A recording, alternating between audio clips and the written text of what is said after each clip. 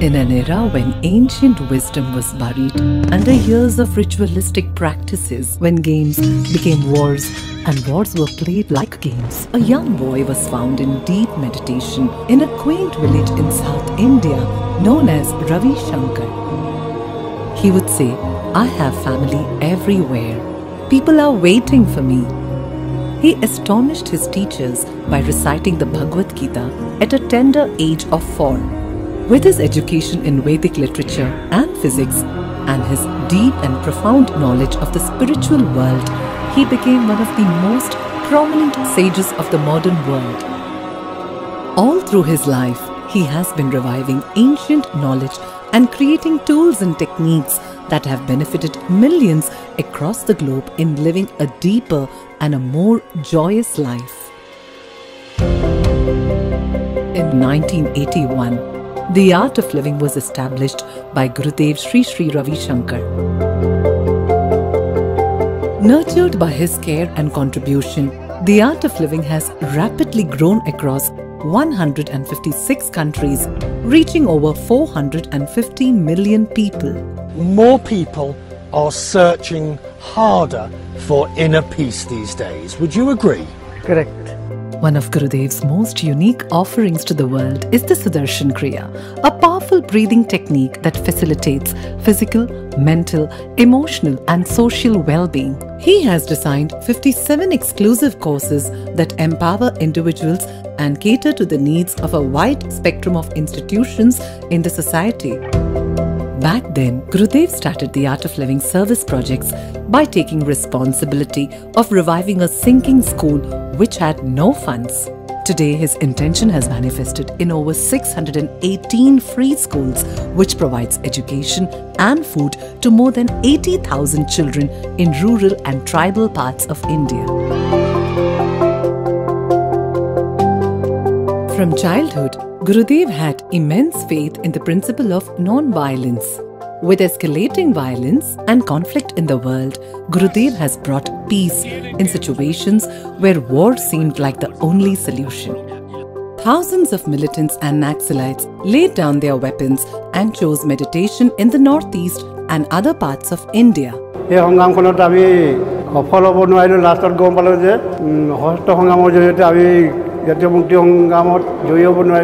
His efforts include bringing an end to a 52-year-old fierce conflict between the FARC and the Colombian government. Ojalá podamos los colombianos abrazar pronto el principio gandiano de la no violencia. Coincidimos con el maestro Shankar.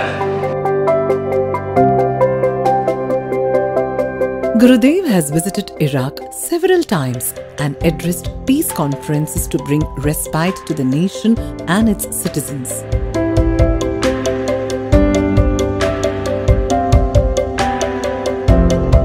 He has hosted a series of trust-enhancing interventions in Jammu and Kashmir, providing all the stakeholders to voice their opinions in an effort to restore peace in the valley. I was named Muhammad. Becoming a militant, I was called Khalid. We had been taught to operate guns, arms and train other youths.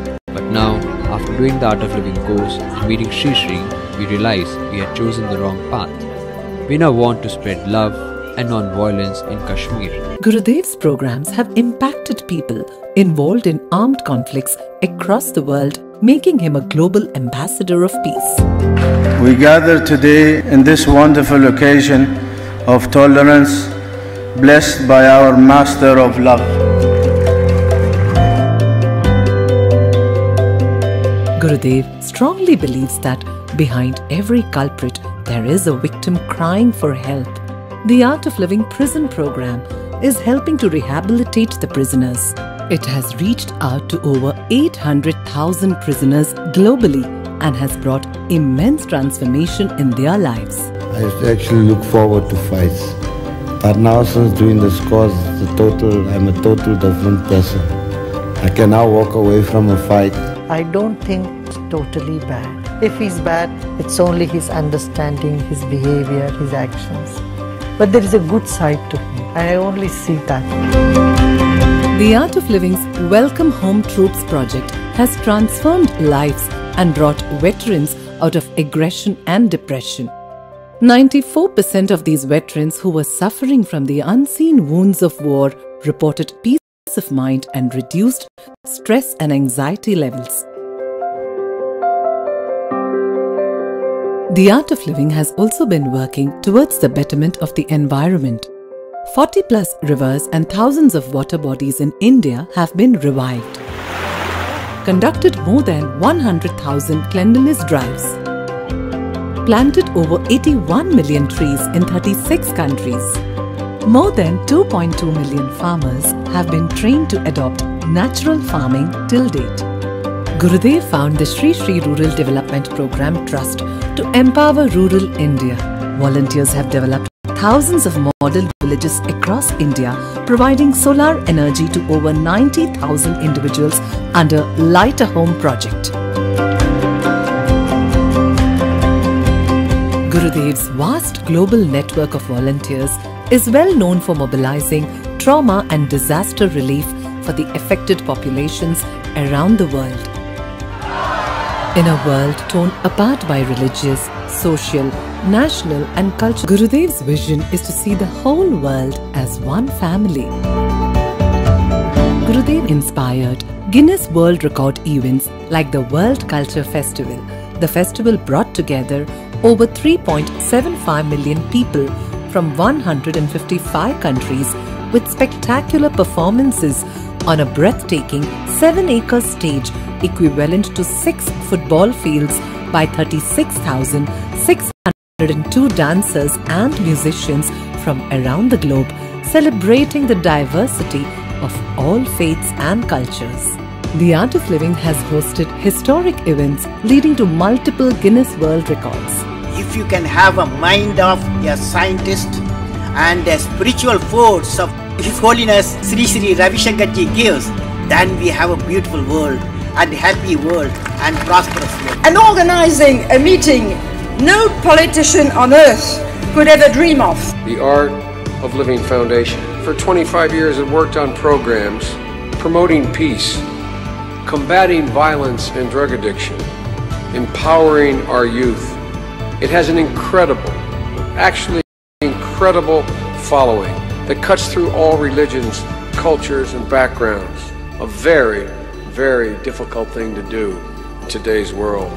Gurudev has been conferred with numerous awards around the globe, including the highest civilian award of Colombia, Mongolia and Paraguay, the Padma Vibhushan, one of India's highest civilian award, and 18 honorary doctorates globally. His vision for the world is to see a smile on every face and create a stress-free and violence-free society. The voice of peace, the voice of truth should be heard loud and clear.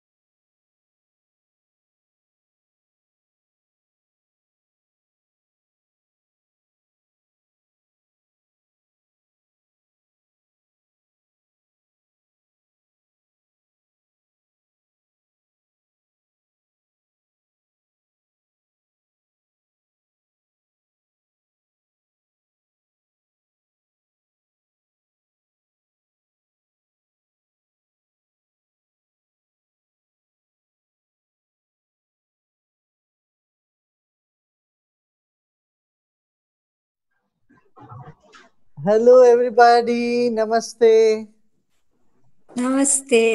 Namaste, everybody. How are you all? We are fine, thank you. Yes. Yes. Thank you, Gurudev, for hosting Africa today. Jai Gurudev. It's a privilege and an honor for me to introduce you today to esteemed panelists from Africa to hear and share your wisdom and how we can take Africa forward. This is the second of the 3 series that we are hosting, and the theme today is Africa Innovates, the role of meditation in driving innovation in education, health, and commerce. Our first panelist, Sri Gurudev, is Professor David Norris from the University of Botswana, and he has been in active research with agriculture and animal genetics, and he's also interested in teaching and curriculum, and he will ask you a question. Yes. Good evening. Good day. Thank you very much. It's such an honor. There are many documented benefits of yoga, including the cultivation of self-awareness, the enhancement of ethical behavior, promotion of inner peace and well-being. The question that I have then is, how can yoga be practiced to address the paucity of leadership in society, governments, and many institutions? Yeah. Thank you, Professor. Botswana is such a beautiful country. I've been there several times, though it's quite a long time now.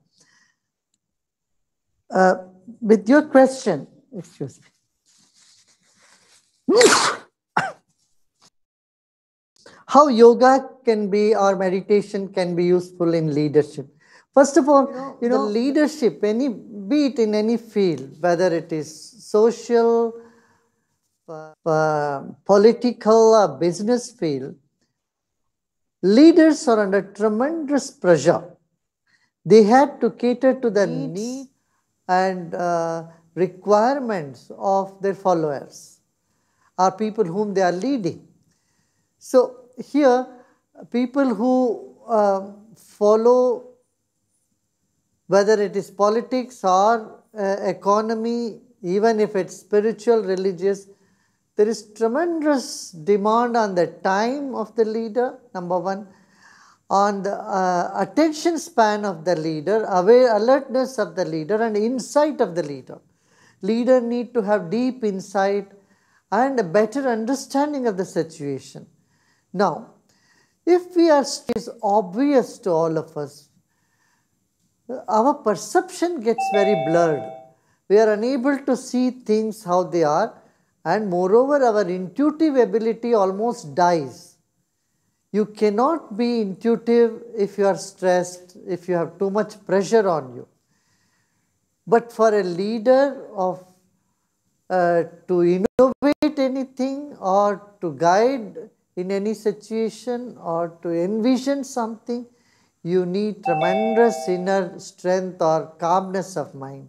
Here, meditation provides you that much needed calmness. It enhances our intuitive ability. It gives us courage when we need it the most, because when you have to take care of responsibility of so many, you need to be well grounded and not to be impulsive and have a long sight, a long vision for the future. All these,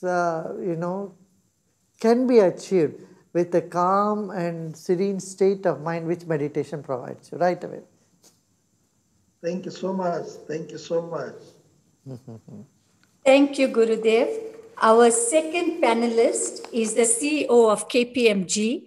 His name is Mr. Ignatius Sehule, and he's a chartered accountant, and he's been challenged with trying to turn KPMG around locally, reputationally, so he will now pose his question. I've been very familiar with KPMG. I've been to the Netherlands office and I've addressed the international, mission of KPMG there. It's a wonderful organization, very reputed, and yeah, they're taking care of many things. Yeah. Thank you very much. It's really an honor for me. You may or may not know that the vision of KPMG is to be the most trusted and trustworthy professional services firm. The question that I have is, how do we harness meditation for all professionals at all times, even under difficult circumstances like under this COVID-19 or any other difficult circumstances that professionals find themselves working under? How do we ensure that at the core of their thinking and of their heart, at the center of what preoccupies them, even as they carry out these assignments for clients and for employers, how do we ensure that they keep saving the public interest first before anything else? Yeah, I have a suggestion for all chartered accountants, lawyers, judges, and all those who have to work with numbers the whole day or logic the whole day. I would recommend them to listen to music as a ritual almost every day. See, because our brain is such that the left brain is logic and the right brain is music. So when you are giving so much load on your left brain by the numbers, by all your mathematical calculations and logic, the other part of the brain remains starved. So we need to provide for that side of the brain as well. So I would always recommend that lawyers, judges, and chartered accountants to listen to music, preferably instrumental music, in which words are not there, you are not catching on to the words or getting back to the meanings of it, but just listen to the instrumental music. This would definitely make one feel more energetic and less drained. See, it's very draining. The work is so draining, and if you're drained, then naturally your emotions are topsy-turvy. So music is one thing. I would also recommend them to do breathing exercises. Breathing exercise will take us a long way into having a very healthy and calm, centered mindset. In all these testing times that we are undergoing, trying times that we are in today, we need inner strength. I would say the mental strength is very, very essential. If you have to be in the closed door and people are getting depressed, feel lonely, feel sort of agitated, then that will definitely reflect in their job as well. So the job or whatever they are doing, their profession, cannot be of high quality or very good or to their own satisfaction if they are mentally not calm. So here again I would say few minutes of breathing technique will help, music will help, and meditation definitely will give them tremendous strength. See, all day we work. By the end of the day, by the time sunset or by evening, you are exhausted. But if you take that little time, 20 minutes, and meditate in the evening, you will find yourself so much more cheerful till you go to bed. You feel very fresh and energetic. Meditation is good, but to be practiced either at noon time or even in the evening, it will really, really make a difference. Thank you, Gurudev. And the next panelist is Professor Adam Habib, the Vice Chancellor of the University of the Witwatersrand, known as WITS. He's an active political scientist who is very passionate about education and social justice. So, Professor Habib. Well, thank you for having me, and it's really an honor interacting with you. My question is that in a world that is moving online as we are now, how do we ensure that we do this in a way that doesn't disadvantage the poor? How do we mitigate against deepening inequality so that online doesn't simply happen for the rich and that the poor are excluded? Because if the poor are excluded, then we as a human community cannot come together.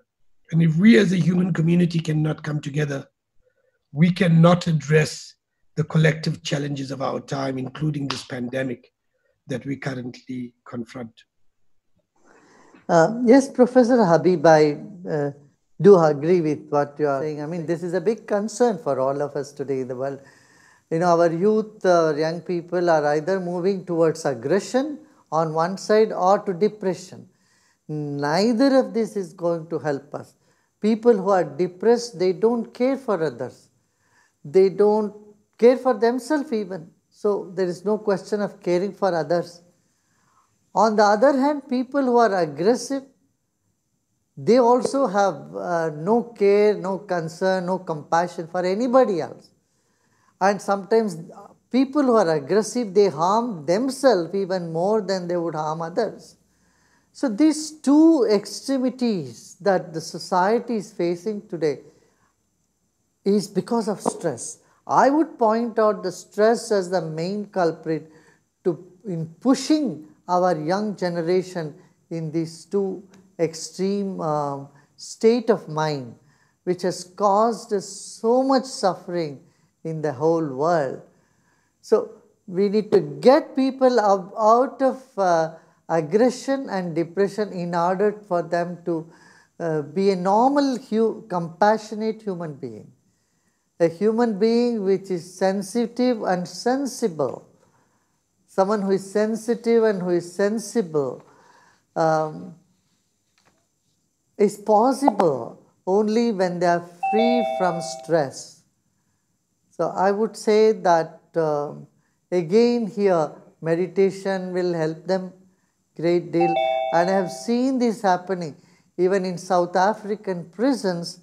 We have done quite a bit of work where you know, all those very aggressive people later on got rehabilitated and they started doing social service with all their heart.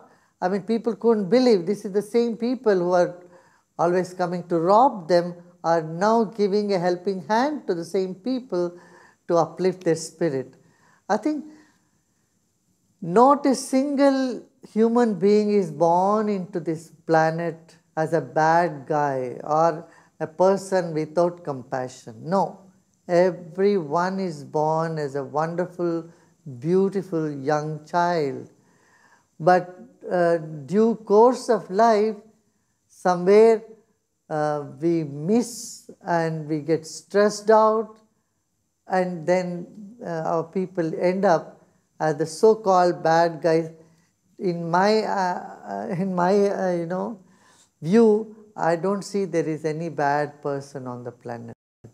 They're only either sick mentally, emotionally, spiritually, or they are ignorant. In either case, we need to help them out. Thank you, Gurudev.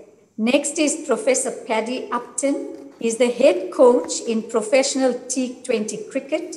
He's a mental coach to professional athletes and the professor of practice at Deakin University. Professor Upton. Thank you very much. Good afternoon, Guruji. The last time we met in person, I think it was 2011, I visited you with some of the Indian cricketers, and lovely to see you, even though it's across a computer screen here. My question for you, when we look back at this period of COVID-19 from some point in the future, we will notice that some leaders have led their people successfully through these difficult times, and some leaders would have not. And I'd be interested to hear from you what you see as one or two of the key things that successful leaders of organizations and countries would have done well.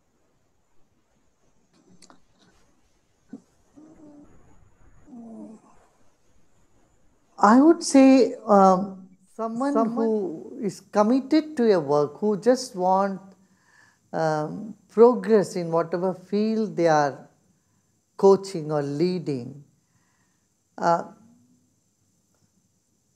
When they put their heart and soul, and I think that is success. The success in the very attitude and the action itself rather than the end result.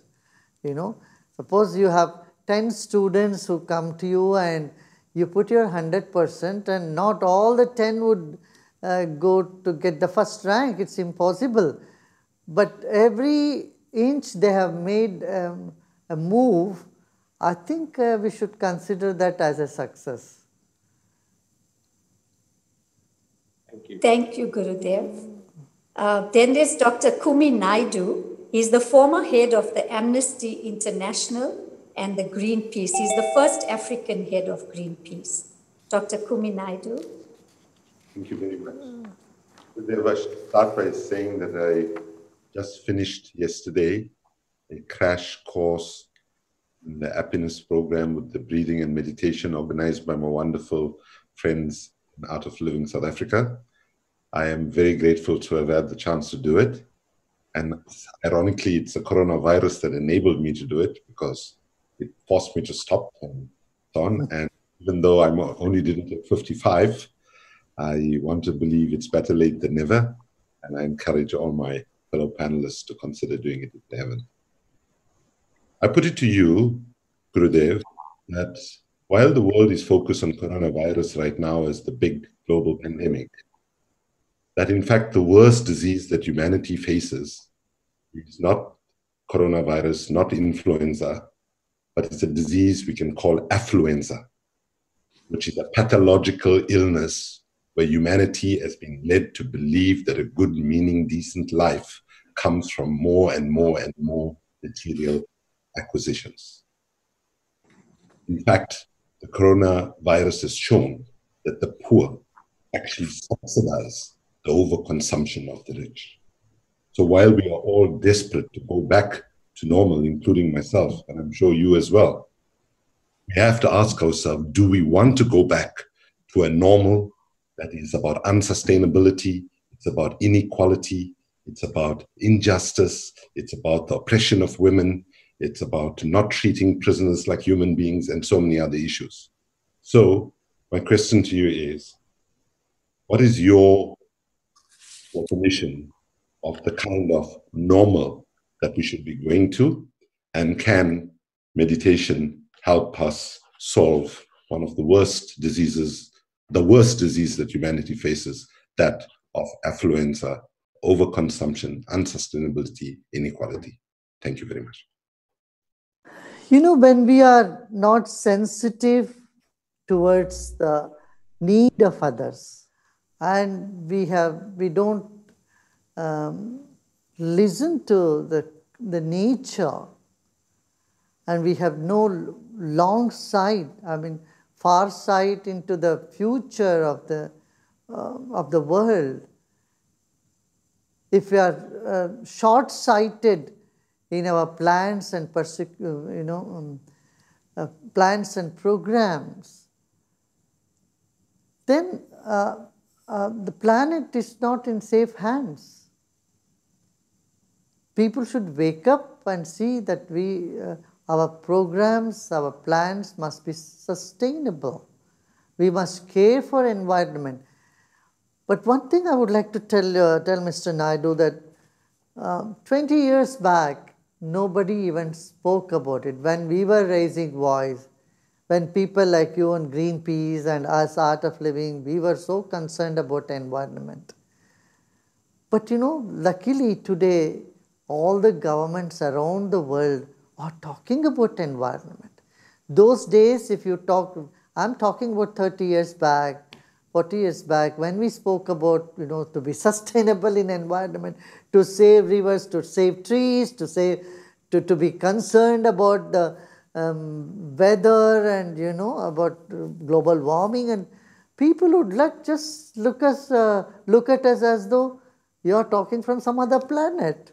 You must remember that. I think in those days, nobody cared for environment.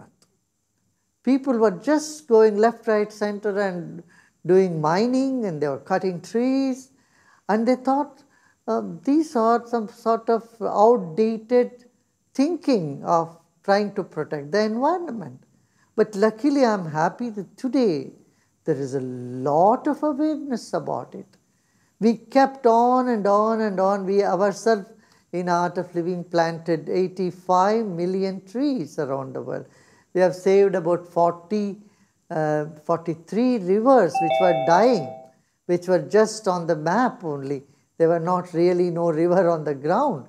So when we keep doing what we think is the right thing for the needs, for the creation, I'm sure people will follow that. Coming to this consumerism, I would like to tell you the younger generation have a fad these days of living with minimal things. Young people between 18 and 25 and 27, I see them all around the world, they are not thinking about big cars or having 2 cars or 3 cars. No. Their interest is something very different. They want to have a happy life. They're looking for happiness. They just enjoy having small little jokes here and there. They create many fun things.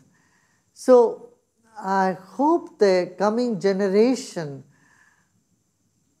I'm sure they will not be so greedy, and they will not destroy the planet Earth.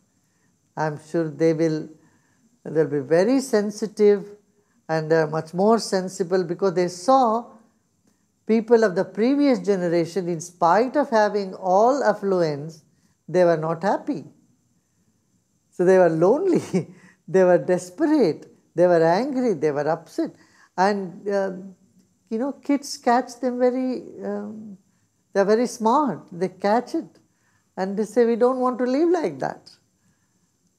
So that is one, it's a ray of hope for the coming generation. At the same time, there is a lot of poverty on other side, which we need to be, there is empathy is needed there. We need to give that helping hand to people. There's a lot of poverty and lack of education. I was telling, we need to make our Asian and African continent 100% educated in the coming decades. If we take this as our challenge, we simply go on educating our youth, educating in human values.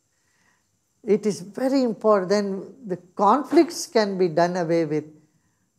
That would help us a great deal. What do you think? I agree with what you said.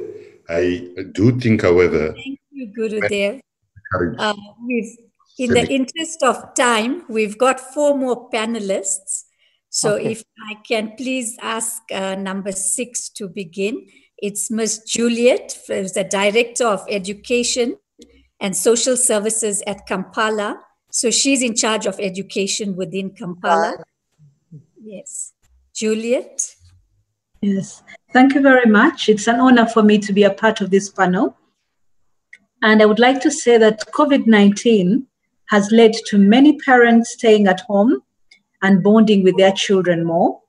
All over the world, I must say, the children have acquired many values and skills other than the formal education that they always have.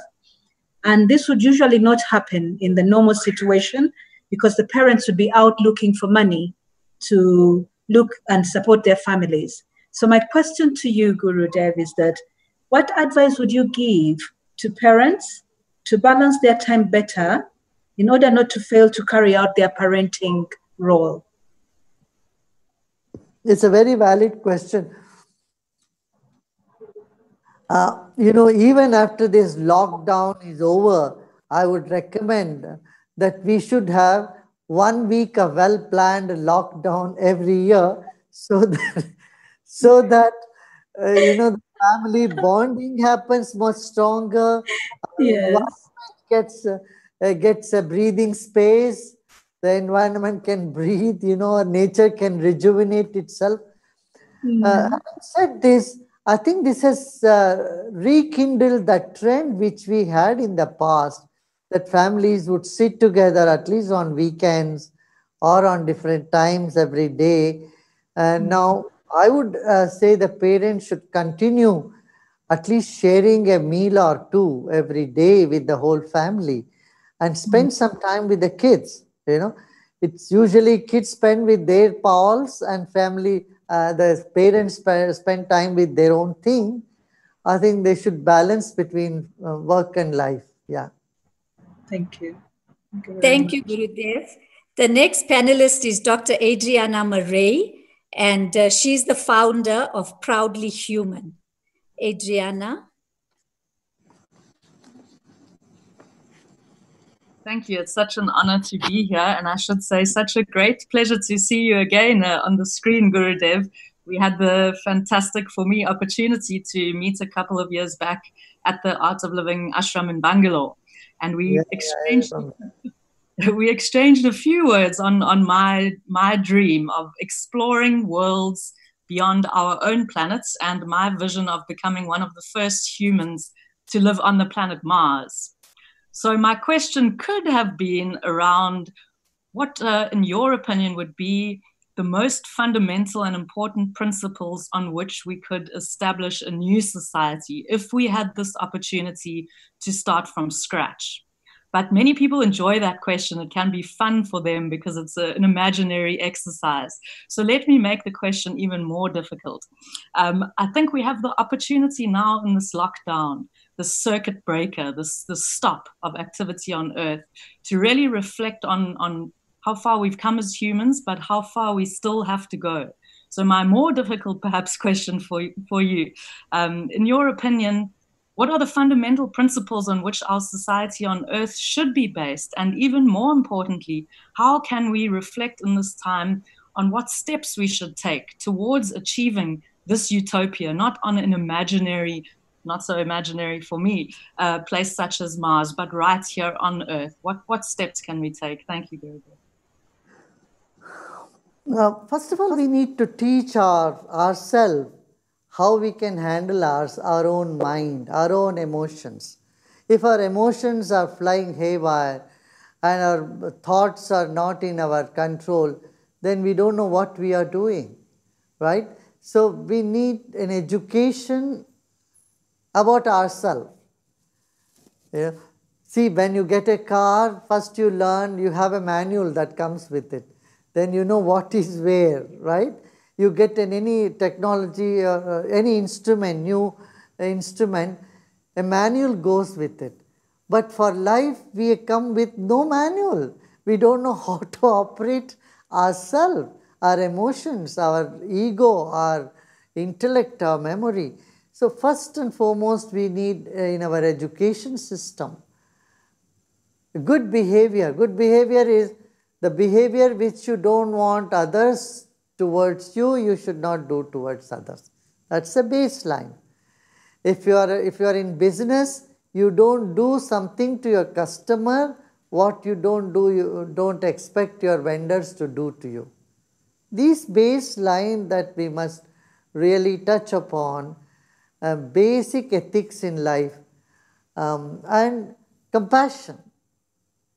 If human beings are robbed of their compassion, they cease to be human beings. But we do very little to nurture this fragrance that nature has kept in us. So I would say we need to give all this, and then we need to educate ourselves on how to take challenges. Life will not be all smooth.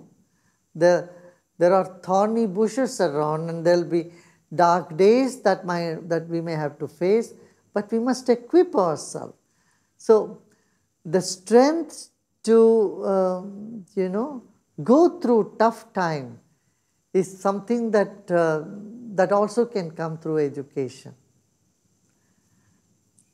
Yeah. Thank you, Gurudev. There's two more panelists. The next one is Mr. Manar Muni, who's a businessman from Botswana, and he was instrumental in starting Art of Living in Botswana in 1996. Yes, Manohar Muni ji, how are you? Jai Gurudev, Jai Gurudev. How are you doing? I'm doing very well. I think at 82, I still have lots of energy. And I know that it comes from the inspiration that you gave us some 24, 25 years ago in Botswana. It's been a long time, Guruji, and I've been at the ashram on 2 occasions, but both occasions you were traveling. However, I did spend quality time with Bharat Bhai and Hemaji.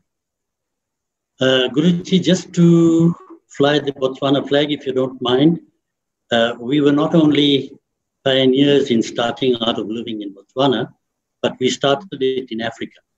And it's from Botswana that it went to the rest of Africa, just to fly the little flag for Botswana. I know. Guruji, my question, COVID-19 seems to have brought about an awakening that together with economic growth, we also need moral and spiritual growth. What then is the role of meditation in politics and business? Also, it seems that a crisis can bring about the best or the worst in people. What can we do to bring about only the best? Well, this very question, if everyone start asking what is that we can do to make the world a better place, what is that we can do? See, after this lockdown, after Corona-19, the world will not be same. There is a lot of changes both in mindset and in the working style. Already people have started working through internet, work at home. And the coming future, even educational institutions may also all have to go online. So we'll be doing many things online, of course. But at the same time, a lot of precautions need to be taken, because this has in somewhat shaken people's faith in interaction with others on a physical proximity. The people will still be afraid to go in gatherings, or even games. People go and play games, and they would be concerned. There will be a lot of concern in this. And it will continue for some more time. But I would say post-Corona, more compassion in workplace is what we can expect. There will be more compassion, more togetherness, and the world as one unit will start moving towards the next level of economic growth. So this situation will be taken as a diving board for a better economy around the world. Thank you, Gurudev. Gurudev, we have our last panelist. It's Professor Salim Karim, and he's leading the COVID research in the country, and he's advisor to the president, and he's renowned for his research in HIV as well. So we all look to him for when we end the lockdown. Over to Professor Karim. Yes, Mr. Salim. You have to unmute. You are on mute. Hello? You are on mute, Professor Karim. Okay.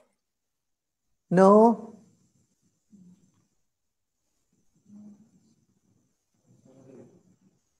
I'm unmuted. No, yeah, now I can hear. Good. Now we can well, thank you very much, Guruji. It's an honor and a great pleasure. I have interacted with many of the people who follow you, and I hold you in incredibly high regard.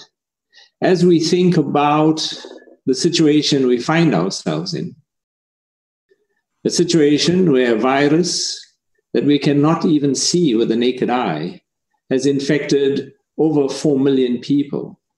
We have hundreds of thousands of deaths.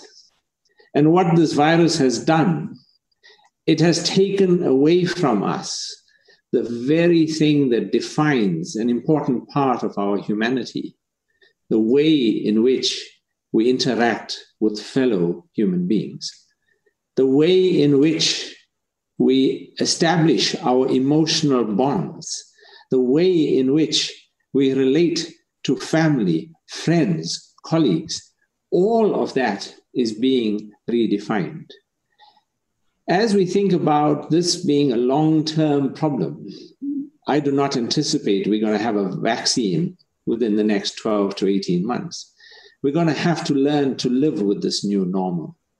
I'd like to ask you, how can we, as a human species, rediscover our humanity, find a way to still thrive as a nation, as a world, and as a people, despite this virus robbing us of one of our best strengths? Yes, Professor Karim, but a very, very valid question. What can we do? Okay, we find vaccine for this.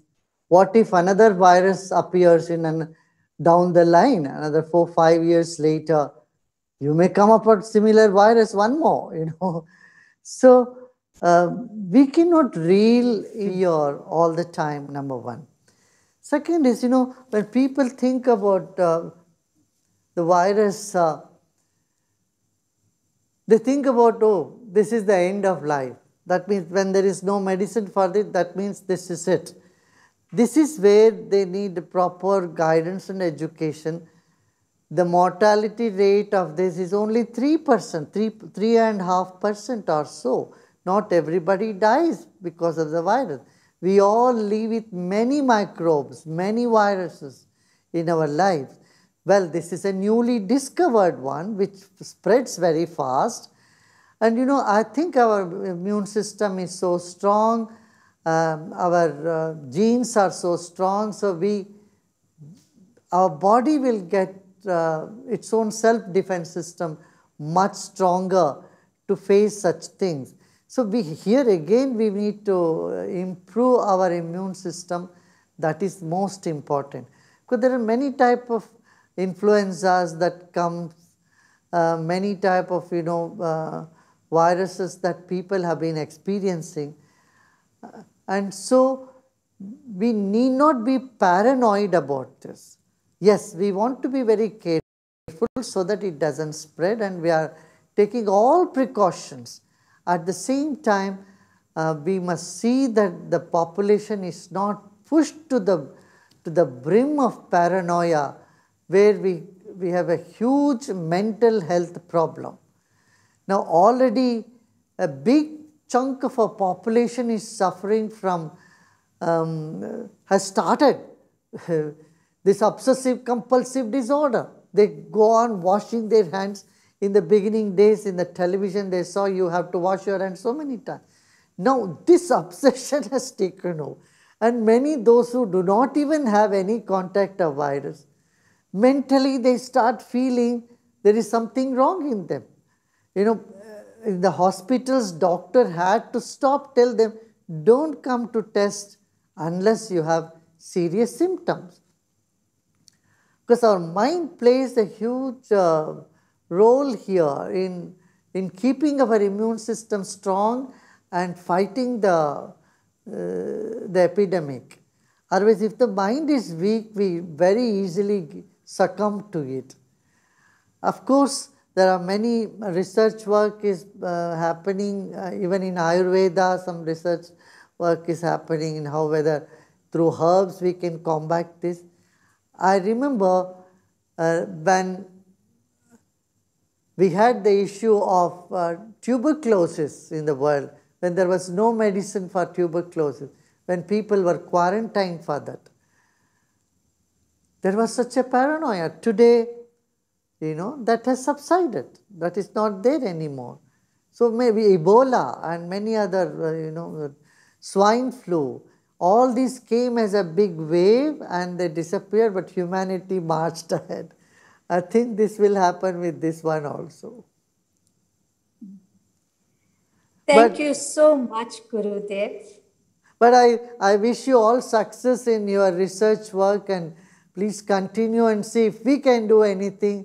And we have some Ayurvedic thing also. If in South Africa, if the institute and university would like to do research on this, we would be more than happy to share some protocol and see what we can do together. Lovely. That's so wonderful, Guruji. And on behalf of Africa, we'd like to thank you for spending so much time. You gave us more time than we were allocated. We're very, very, very grateful for that. So thank you so much, Gurudev. Now the world is waiting with us for meditation. They're already waiting few minutes. We'll now start the meditation, yeah? Okay. Thank you. Thank you very much.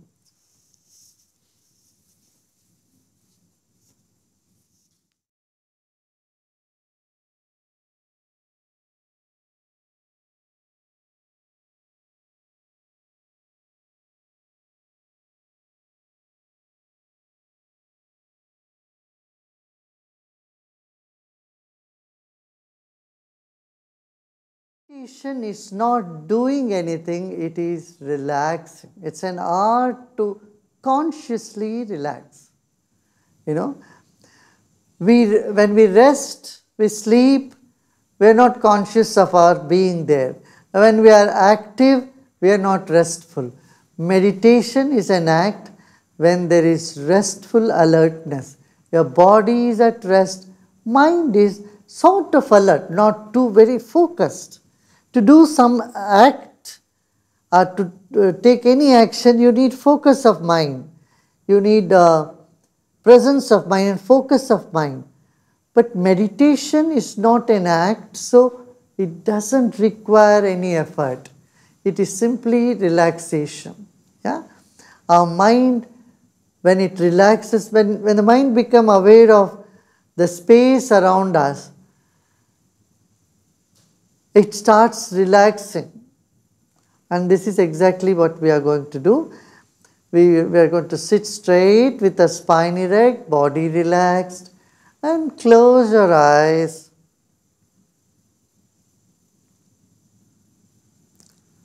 Our eyes are closed, but still our mind is right in front of our face. Now, let us become aware of this space in front of us.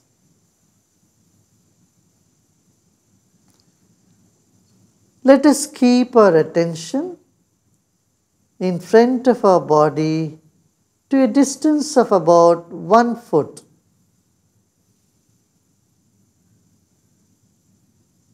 Or 12 inches of space in front of us.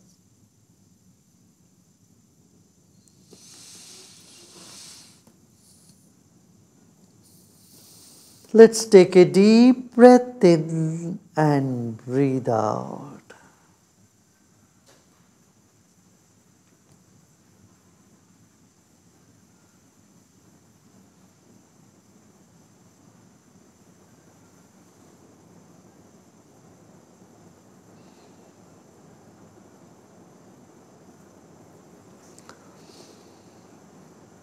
We are breathing in and breathing out from this space.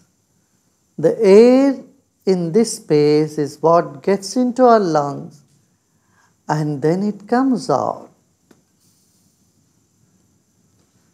Let's just become aware of the space of 1 foot in front of us.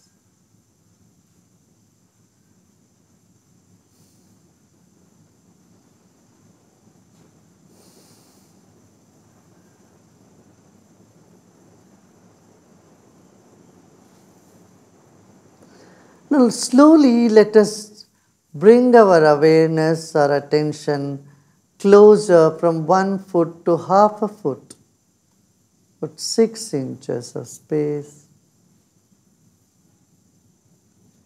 6 inches of space in front of us, almost very close to us. Now let us take our attention on our body.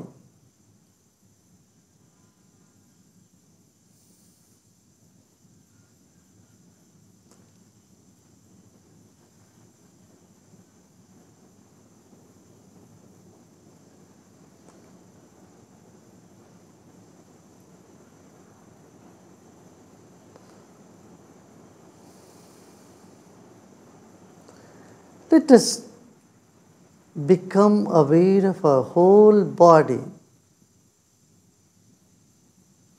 Our body has billions and trillions of cells, and there is enormous activity in it. Honor your own body.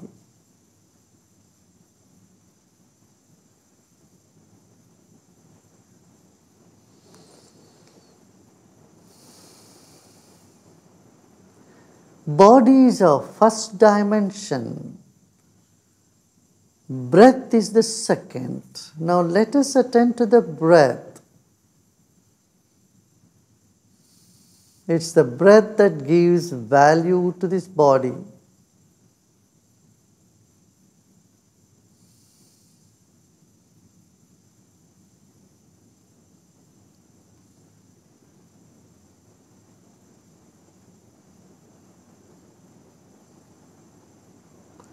From the time we came into this planet till our last moment on this planet, it's the breath that's going to keep us alive. Let's take a deep breath in and breathe out. Another deep breath in. Hold the breath and let go. Incoming breath energizes the body and outgoing breath brings relaxation. This phenomenon is happening all the time.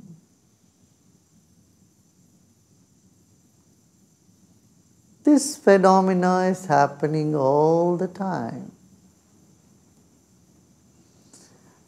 Let us pay a little more attention to our breath.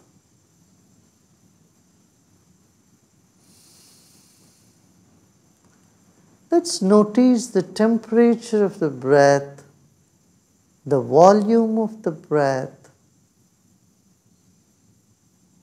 and the rhythm of the breath.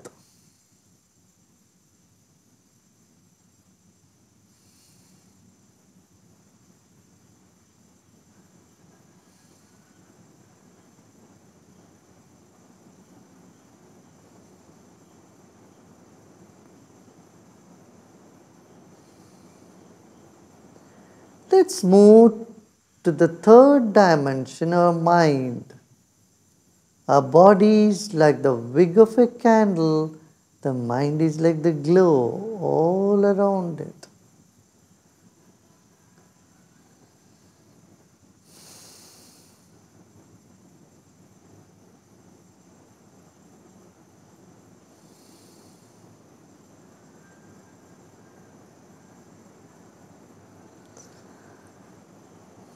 When we are relaxed and happy, the mind expands and we get tensed and sad when the mind shrinks.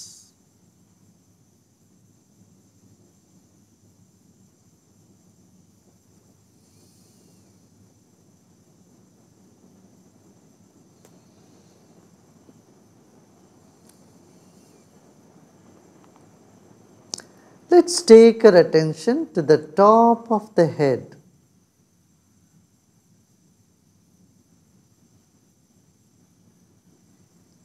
Just find a little spot, a tiny spot on top of your head, above the hypothalamus, the center of your skull.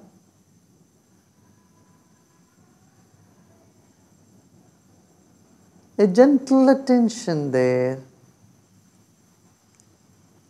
Now let's take a deep breath in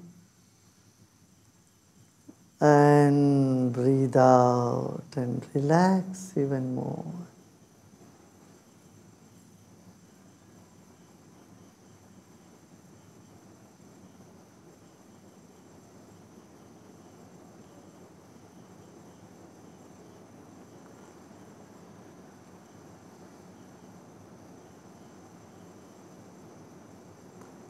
Let's become aware of the ceiling above our head and the space up to the ceiling.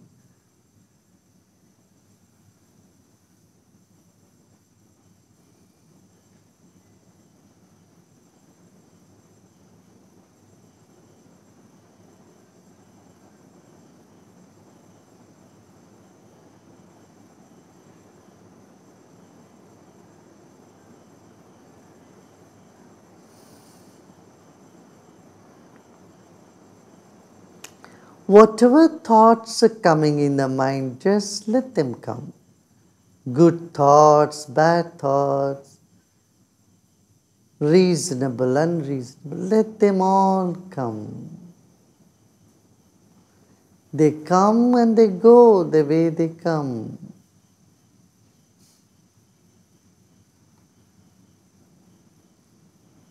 Let's not make any effort to stop the thoughts or concentrate.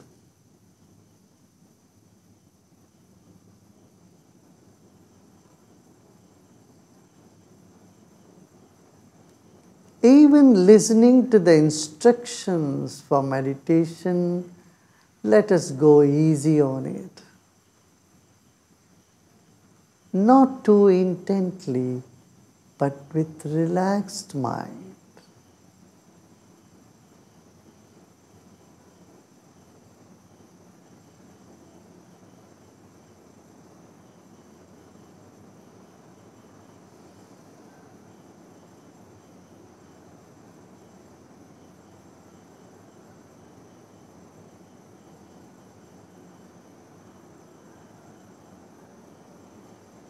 Mentally become aware of the walls of the room you are in.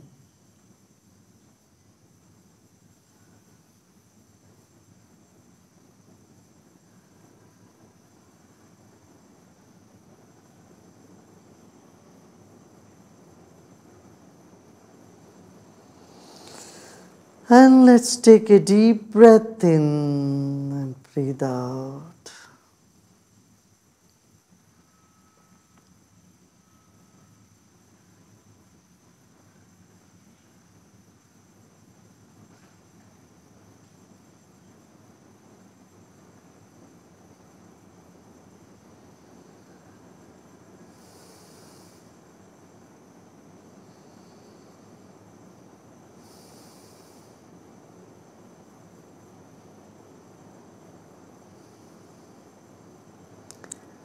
Let's pay little attention on the volume of the breath, temperature of the breath, rhythm of the breath.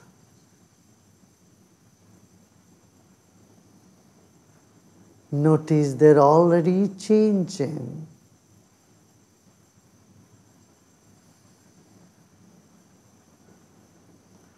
Our breath has started becoming suppler, subtler,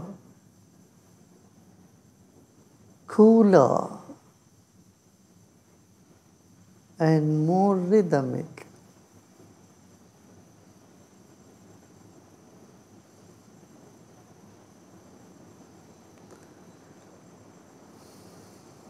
Let go of all your efforts.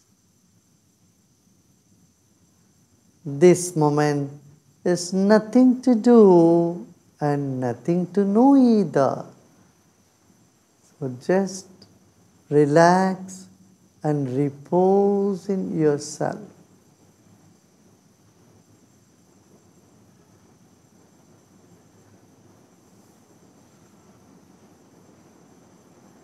The next 2 minutes we are going to embrace the silence.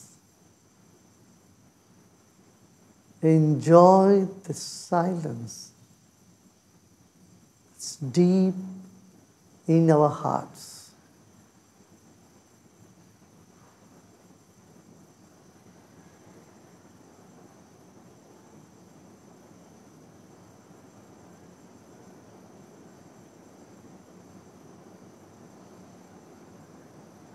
Let go of all your efforts and let us shake hands with the silence.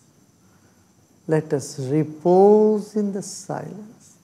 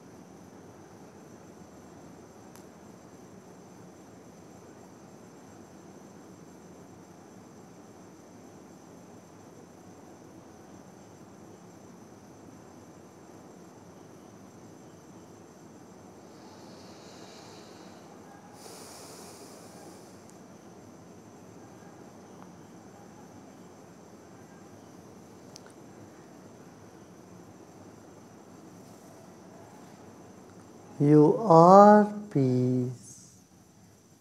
You are peace.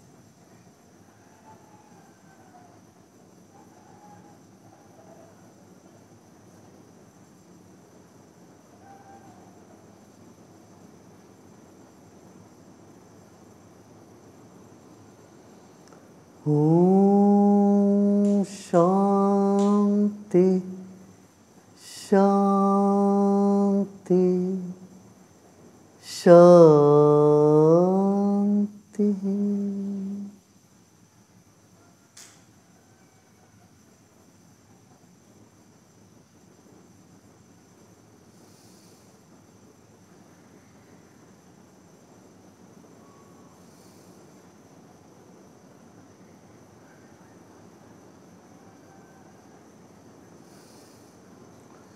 And slowly and gradually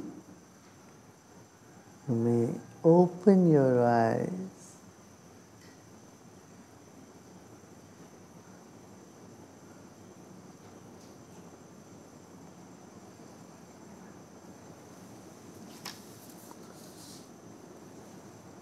Hello.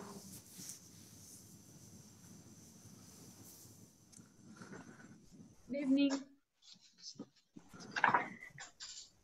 So good evening, everyone. So just today, I would like to introduce our guests, Nicolas Hulot and Tatiana Silva from France on this platform with Gurudev. And so Nicolas Hulot is a famous environmentalist from Europe. He is the former Minister of Environment under President Macron's government, and he is the founder of the Foundation for Nature and Humanity. So we're very happy to invite you, Mr. Hulot, on this platform.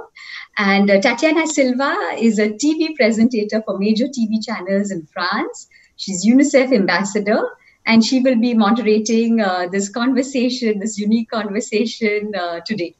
And there will be a live translation on Gurudev's French YouTube channel at the same time. And I will just be translating a few sentences of what Nicolas Hulot will be saying on the international channel. So over to you, Tatiana. Thank you very much. Bonjour, Nicolas. Bonjour, Gurudev. I'm fine to meet you again, and you look well. So I'm so glad to see you, and thank you to give me occasion to speak with you.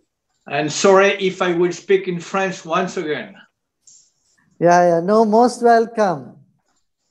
Thank you, Dipali, for presenting us. It's my great pleasure to moderate this unique dialogue, and therefore would like to thank Gurudev for inviting us on this platform. Thank you very much, Gurudev. So let's start it. For many decades, we've been through several economic crises. Worldwide, we're having a major ecological crisis, and right now, a sanitary crisis still going on. And therefore, for the safety of the community, we have been forced to restrict our individual freedom. So, Gurudev, is it possible to live in harmony in our environment without renouncing our individual freedom? Could you repeat the question, please? I was asking Gurudev, is it possible to live in harmony with our environment without renouncing our individual freedom? Yeah. Mankind has been living in harmony with nature for millenniums. We have been living with nature. And it is possible to live with nature. What really takes away the harmony is the greed in the mind of people. You know, the earth has more than enough for everybody's need, but it cannot cater to everybody's greed. It is the greed of mankind that is destroying the environment, not the need. The nature will give us food, it will give us all that we need in its capacity. Thank you.